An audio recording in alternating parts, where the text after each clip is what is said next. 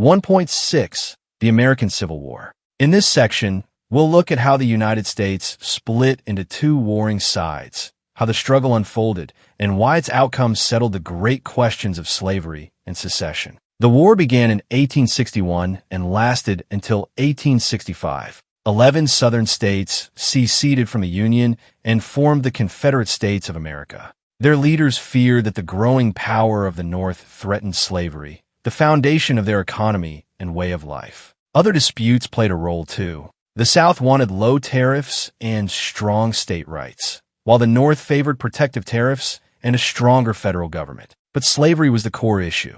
In 1860, Abraham Lincoln, the Republican candidate, won the presidency. His party opposed the expansion of slavery into new Western territories. To Southern leaders, his victory was unacceptable. Even before Lincoln took office, 7 states seceded and seized federal forts and property. On March 4, 1861, Lincoln was sworn in. He called secession legally void, promised not to invade the South, but insisted that federal property must be protected. When fighting broke out, he called on the states of the Union to send troops. The North fought to preserve the Union. The South fought to defend secession and slavery. At first, the South had strong generals and the advantage of fighting defensively. But the North had overwhelming resources, more states, a larger population, greater industry, more railroads, richer finances, and a navy able to blockade the South. Britain and France sympathized with the South cotton exports, but never intervened.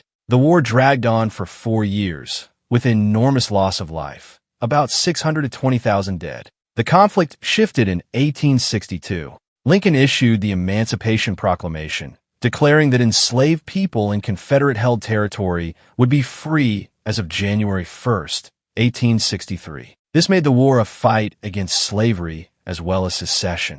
It also stopped European powers from backing the South and encouraged thousands of African Americans to join the Union Army, where they served with distinction. Enslaved people in the South, hearing the news, fled plantations, weakening the Confederate economy. By April 1865, Union forces had defeated the Confederacy completely. Just days later, Abraham Lincoln was assassinated by John Wilkes Booth, a Southern sympathizer. The Civil War's outcome was decisive. Secession was ended forever, and slavery was abolished. In the years that followed, 3 constitutional amendments reshaped the nation. The 13th abolished slavery, the 14th granted citizenship to former slaves, and the 15th gave them the right to vote. The Civil War settled the greatest division in American history, but it also left wounds that would take generations to heal.